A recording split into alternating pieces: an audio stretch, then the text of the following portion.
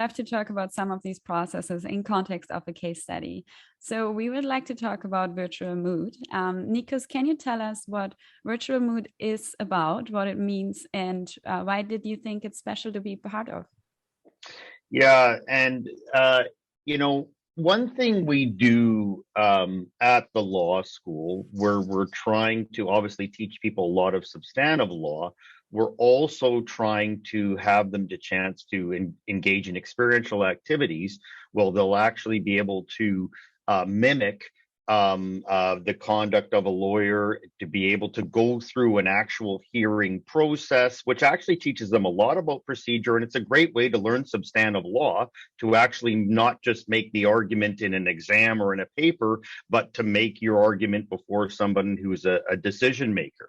And so traditional in law school will be a mooting program where in first year you have to argue a case before a panel of judges, which are just senior lawyers who donate their time to the law school, and you come and you do a written argument in teams, and there's another team that does the other view of the argument. Often it's sort of crown versus defense type thing if it's a criminal law problem, and you argue it before a set of practitioners. And our students, especially first year law, is incredibly intensive. They take 7 courses in their second semester. They're often writing 100% final exams. It's an incredibly stressful experience. The moot process, where again you're engaging in mimicking the work of a lawyer. It's pass fail. If you do a decent job of it, you're going to pass, but it tends to be one of the most stressful things a student does in first year. If you think back to your first year experience, you kind of have a hazy recollection of that one exam you had some trouble with.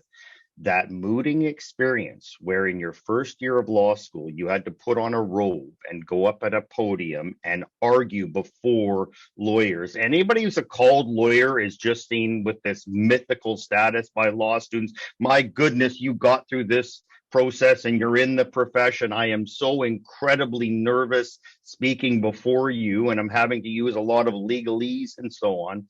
And it was, we would constantly hear from students. They found it an incredibly useful experience. We found it taught them a lot. They actually finally felt like they were a lawyer for a moment in first year law, but it was one of the most stressful things, including, even though we would try and be supportive of students throughout this process, we would actually be at a place where some students would physically have difficulty starting their submission, or in the middle of their submissions, we'd have to take a break while they were just under such a stress load. They needed to take a break and come back and finish. And that's okay. We would tell them that happens in real court too. But it was a problem we identified as we do want to give them this experience. It's very important to their learning. It's very important to finding out that you might actually be interested in litigation, but you didn't know that till you had the chance to do the moot. How can we better support students through this process? And it's interesting, we were throwing around different ideas. We did mock demonstrations in front of the students, so they actually saw some upper year students debating. We tried to give them more resources, but I think there was a feeling that students needed a better tool to be able to lower that stress. And maybe on that note, I could go over to you, Jon, because Jon, it was your insight into some work with exposure type therapy that gave us this idea of let's give students an opportunity in a safer virtual setting where nobody's watching to be able to practice their submission in an atmosphere that's not unlike what they'll be coming and doing in a week or two. Well, sure, happy to talk about that. I'm an academic in residence at the UBC Emerging Media Lab, and as part of that, they put on various seminars with actually other universities across Canada, and I was listening to a talk by Professor Stéphane Bouchard, I think of Université de Montréal and the University of Ottawa. He's a psychologist, and he was talking about the uses of virtual reality in therapy. And he was giving various exposure therapy examples. You know, if you have a fear of heights or a fear of flying, exposure therapy means they take you up in a plane. Now they can take you up in Microsoft Flight Simulator and virtual reality. And what he was saying is that this actually works. It actually has the intended effect of exposure therapy. So, you know, he was obviously talking about stress and things that we humans are most afraid of.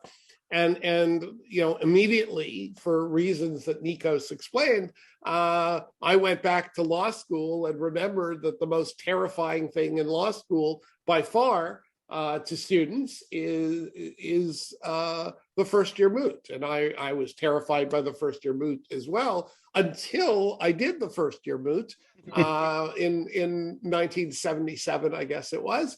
And I loved it. I went, you know, it was a huge turning point. And all that terror and all that fear was needless. So the very basic thought was, well, I wonder if we could create an app that that kind of used the exposure therapy technique, or reframed just practice, you know, in a virtual environment where you're being asked, you know, realistic questions. Could we do it as a practice tool, in an app that would allow students to at least get used to some parts of the environment and take the threshold of fear down some? So that's really what it was. And through EML, through the Emerging Media Lab, they sort of have a student co-op program. The deadline was literally that day. So I put something in, I called Nikos, or emailed Nikos with kind of all the details and asked whether it was viable, because I would withdraw it and not take up somebody else's space on a project.